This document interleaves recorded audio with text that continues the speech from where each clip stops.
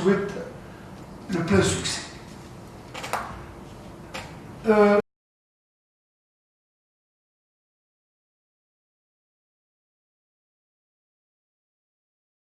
reviens au sujet.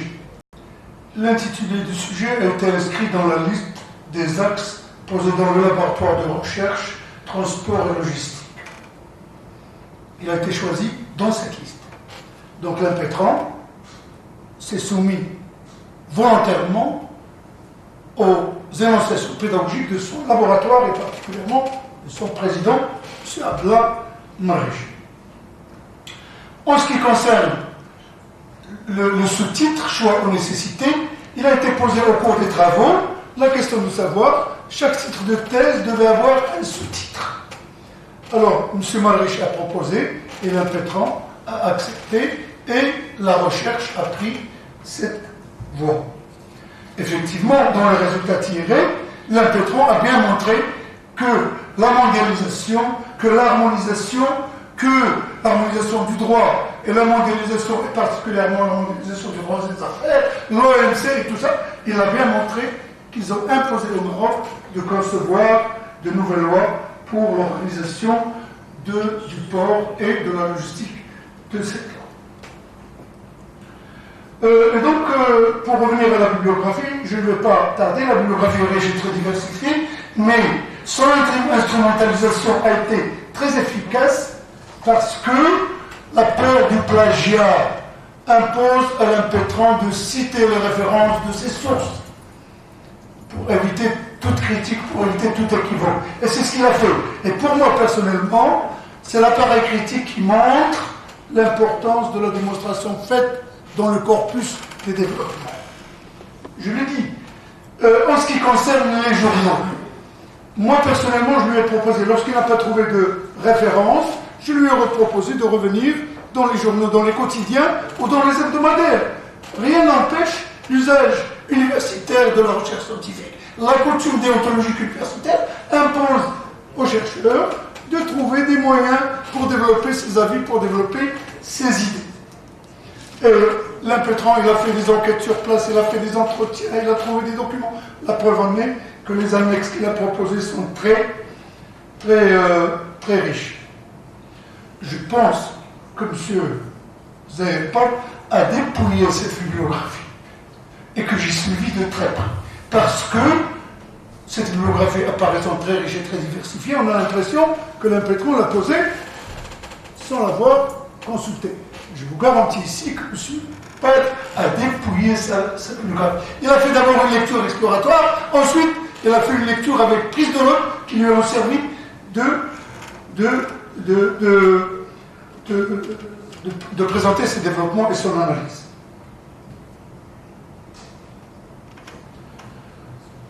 La preuve en est que cet appareil critique est attaché à tous les éléments de la démonstration, page par page. Vous pouvez vérifier ça et vous allez...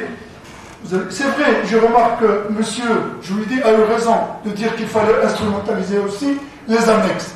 Malheureusement, monsieur Zahir ne les a pas instrumentalisés, mais il me semble qu'il en a parlé de quelques annexes dans ses développements. Le plan. Je pense que le plan est très équilibré et très harmonieux. C'est un juriste privatiste. Le plan est divisé en deux parties, chaque partie est divisée en deux sous-parties, les sous-parties sont divisées en des sous-parties. Il en découle que ce plan relève, dégage l'effort de synthèse effectué par le chercheur. Sa thèse est une thèse très synthétique. Le plan en dégage la synthèse. En ce qui concerne le développement, je crois que la langue a été, comme dit monsieur le professeur, je vous dis, la langue était très soutenue. C'est une langue française très soutenue, de haut niveau. Le style, je pense qu'on n'a rien à lui reprocher.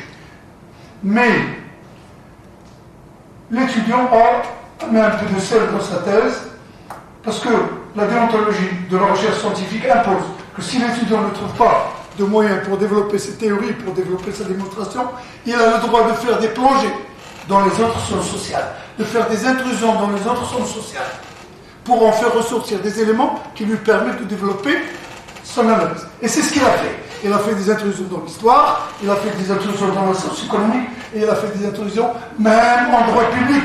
Et ça, pour ça, il faut le saluer. Donc les dimensions de sa thèse sont nombreuses. Peut-être qu'il n'a pas su comment démontrer les dimensions de sa thèse, mais on y retrouve de nombreuses dimensions qui ont toutes été sanctionnées par des résultats systématiques. La conception de l'appareil critique lui a imposé d'exposer d'abord ce qui existe, loi, jurisprudence, doctrine et tout, et d'en tirer des conclusions. Et donc, si les conclusions se répètent dans sa thèse, c'est parce que le monsieur, il a donné ses avis systématiquement. Moi, j'ai une petite note à lui proposer. On ne peut pas parler d'un port sans parler des éléments constitutifs de ce port, et particulièrement. Vous avez parlé du droit de superficie dans votre rapport introductif, dans mon autre introductif. Domaine public aussi. Hein? Domaine public. Voilà. Mais vous n'avez pas parlé de l'élément fondamental. Vous avez parlé de la logistique, vous avez parlé de transport, vous n'avez pas parlé du navire. C'est important parce que tous les ports du Maroc ne peuvent pas accueillir des navires d'une grande contenance, sauf quelques-uns. Et donc il fallait faire, dans la dualité que vous avez présentée, il fallait montrer aussi la dualité de l'exploitation des ports par des navires qui sont, dans certains cas, de certaines catégories, dans d'autres, d'une grande catégorie. Et il faut conclure que les ports marocains sont tous des ports de pêche côtière, à l'exception de quelques navires qui exercent dans la pêche roturière. Et ça, c'est très important. Ajoutons à cela que vous n'avez pas parlé des quais, parce que les quais, c'est très important. Vous n'avez pas parlé de leur longueur, de leur largeur, et surtout de leur profondeur, leur capacité à accueillir leur capacité à accueillir des navires d'une certaine jauge, et qui nécessite une certaine profondeur. Contrairement à quelques idées, moi je crois que l'introduction de M.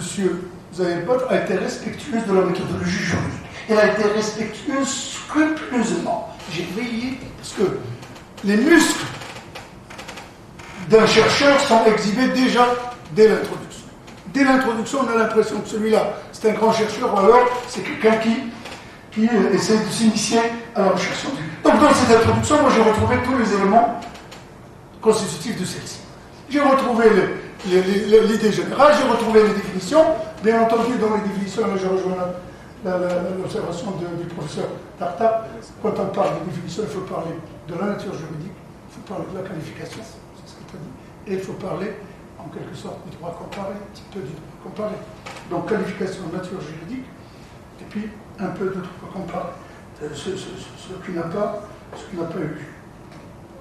Donc si la thèse donne l'impression d'avoir des aspects historiques, en réalité, la thèse est constituée par une démonstration juridique extrêmement efficace. Bien sûr, l'impétrant cherche à entrer. C'est vrai qu'il allonge un peu les choses, mais il pouvait très bien faire un saut et peut revenir. Mais lui, il prend beaucoup de notes et qu'il développe. Il a respecté scrupuleusement l'avancement des idées dans son introduction, et puis qu'est-ce que je dirais? Je dirais que la problématique juridique a été posée. Moi, j'étais contre le fait qu'il la pose sous forme de questions et de sous-questions, mais lui, il s'est entêté et il l'a posé sous forme de questions et de sous-questions. Et là, je reprends l'observation du professeur Tarta. La problématique doit être articulée. Elle a une place bien déterminée dans l'introduction, elle doit être articulée, développée par certaines qui annoncent déjà, comme il a dit, qui annoncent déjà les éléments du plan. M. Zahir a fait une démonstration, comme l'a dit M. Juidi, thèse, antithèse, synthèse, introduction, etc. Et là, M. Zahir a tiré des conclusions. Il a exposé en conclusion les résultats auxquels il a abouti. En plus de tout ça, il a même donné des recommandations. Ce qui à mon sens, n'est pas tellement aimé en droit privé. Donc, ces résultats, il les a maladroitement posés, mais ils sont là. Ils sont là sous forme, disons, d'aveu, sous forme de vœu, sous forme du vœu de l'internat. Pour terminer, je vais essayer de vous présenter un petit peu le cursus universitaire de cet impétrant. Lorsque je l'ai connu pour la première fois, j'étais coordinateur de la filière droit privé. Il a été nommé coordinateur de la première année de droit pour la matière introduction à l'étude du droit. Il n'a jamais été absent.